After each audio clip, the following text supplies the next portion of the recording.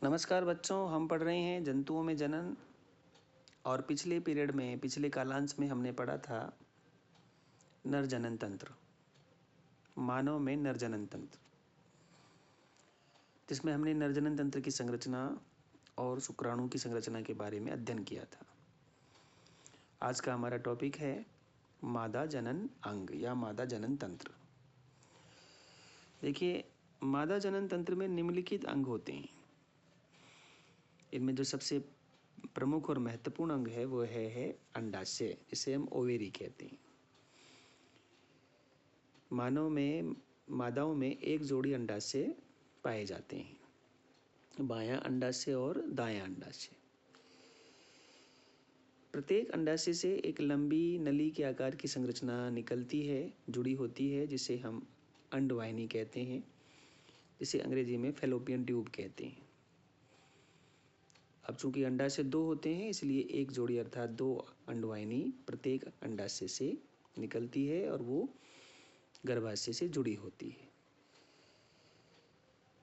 तीसरा है एक गर्भाशय, जिसे हम यूट्रस कहते हैं। ये तीन प्रमुख अंग मादा जनन तंत्र में पाए जाते हैं। मादा जनन अंग के रूप में ये तीनों मादा जनन तंत्र में उपस्थित होते हैं। यहाँ एक मानव में मादा जनन तंत्र की संरचना दिखा रखी है, जिसमें आप देख सकते हैं बाएं और दाएं अंडाशय को दिखाया गया है। अंडाशय से निकलती है अंडवाहिनी। अंडवाहिनी जुड़ी होती है अपने अंतिम सिरे से गर्भाशय से। तो ये तीन प्रमुख अंग मादा जनन तंत्र में उपस्थित होते हैं। ध्यान दीजिए, अंडाशय जुड़ा है अंडवाहिनी से और दोनों अंडवाहिनियों के अंतिम सिरे एक थैलेनुमा संरचना से, मांसपेशियों की बनी हुई एक थैलेनुमा संरचना से जुड़े होते हैं, जिन्हें हम गर्भाशय अर्थात यूट्रस कहते हैं। अंडाशय मादा युग्मक उत्पन्न करते हैं। अंडाशय में अर्धसूत्री विभाजन होता है। अर्धसूत्री विभाजन से मादा युग्मक बनता है। इस मादा युग्मक को अंडाणु या डिंब कहते हैं, ओवा कहते हैं। स्त्रियों में प्रतिमास दोनों अंडाशयों में से किसी एक अंडाशय से, बाएं या दाएं अंडाशय से किसी एक से प्रतिमास एक विकसित अंडाणु अर्थात डिंब, ओवा अर्धसूत्री विभाजन द्वारा बनता है और वो अंडाशय से रिलीज होता है, निर्मोचन होता है उसका। वो अंडाशय से मुक्त होकर, रिलीज होकर वो अंडवाहिनी में आता है, अर्थात अंडाणु अंडाशय से निकलकर अंडवाहिनी में आता है। गर्भाशय वह भाग है जहाँ शिशु का विकास होता है, जहाँ लगभग 280 दिन अर्थात 9 माह तक शिशु रहता है, उसे हम गर्भाशय कहते हैं। जहाँ शिशु विकसित होता है, उसका विकास होता है। शुक्राणु की तरह अंडाणु भी एक एकल कोशिका होती है, सिंगल सेल होती है।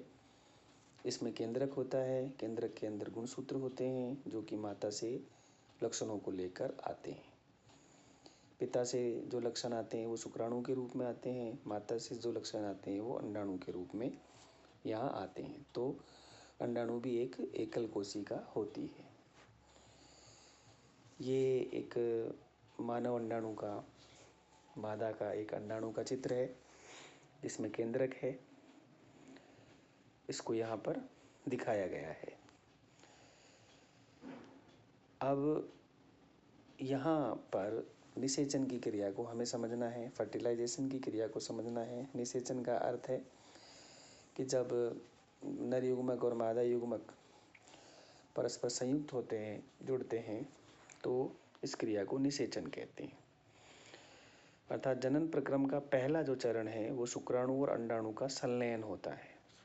अर्थात शुक्राणु और अंडाणु आपस में संलयित होते हैं अर्थात जुड़ते हैं। अर्थात शुक्राणु गति करके अंडाणु के पास पहुंचता है।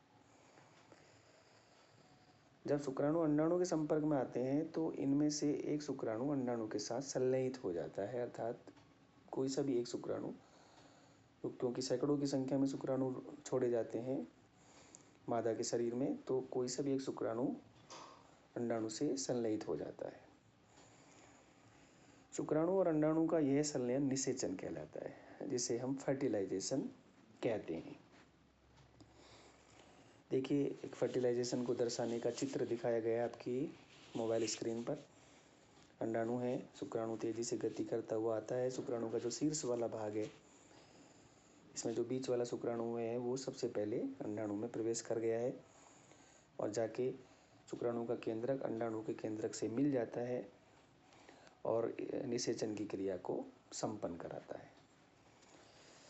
निषेचन के समय शुक्राणु और अंडाणु संलयित होकर एक हो जाते हैं, अर्थात दोनों के केंद्रक संयुक्त हो जाते हैं,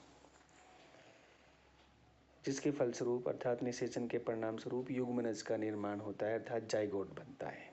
अर्थात जब निषेचन होता है तो युग्मनज अर्थात शुक्राणु और अंडाणु के संलयित होने से जाइगोट का निर्माण होता है, युग्मनज का निर्माण होता है।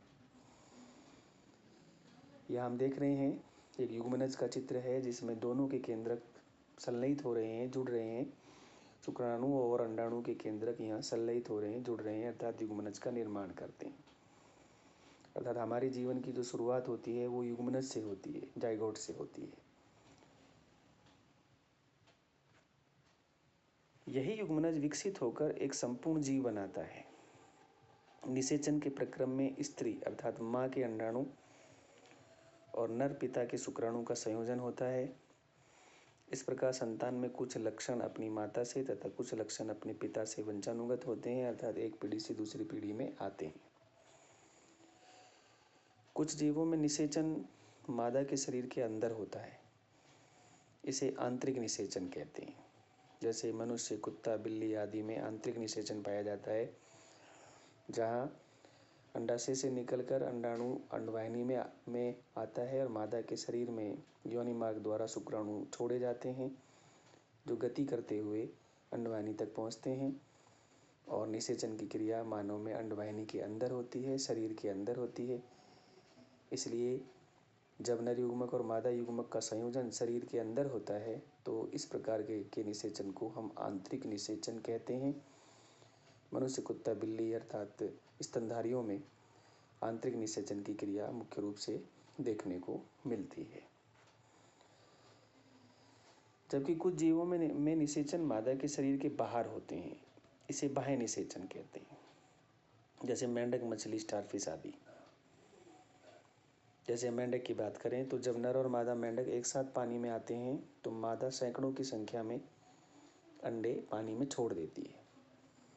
ये अंडे एक जेली जैसे पदार्थ में चिपके रहते हैं, जिससे कि ये अलग अलग नहीं हो पाते।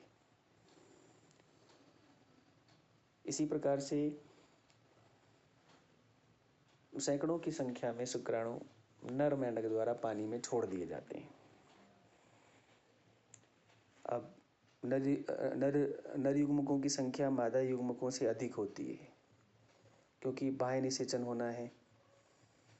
तो निषेचन की संभावना को बढ़ाने के लिए सैकड़ों की संख्या में शुक्राणु पानी में छोड़े जाते हैं, जिससे कि कोई ना कोई एक शुक्राणु अंडाणु को जाके निषेचित कर देता है, जिससे निषेचन की संभावना बढ़ जाती है, सुनिश्चित हो जाता है निषेचन। इसलिए हमेशा नर युग्मकों की संख्या मादा युग्मकों से अधिक होती है। इनके अंडे मुर्गी के अंडे की तरह कवच युक्त नहीं होते। किसके? मेंढक के, मादा मेंढक के। तथा ये बहुत कोमल होते हैं, एक जेली जैसे पदार्थ में ये चिपके रहते हैं। जेली की परत इन अंडों को एक साथ रखती है तथा इनकी सुरक्षा भी करती है, जिससे कि ये अंडे इधर उधर पानी में बह ना जाएं। मादा जैसे ही अंडे पानी में छोड़ती है, नर उस पर शुक्राणु छोड़ देता है। शुक्राणु अपनी पूंछ की सहायता से जल में इधर उधर तैरता रहता है और अंडाणु के साथ संलयन करता है। इस प्रकार निषेचन मादा के शरीर के बाहर होता है, इसलिए हम इसे बाह्य निषेचन कहते हैं। अगले टॉपिक में अब हम पढ़ेंगे भ्रूण का परिवर्धन, अर्थात भ्रूण का डेवलपमेंट, विकास किस प्रकार से होता है वो हम यहाँ पे पढ़ेंगे। Thank you.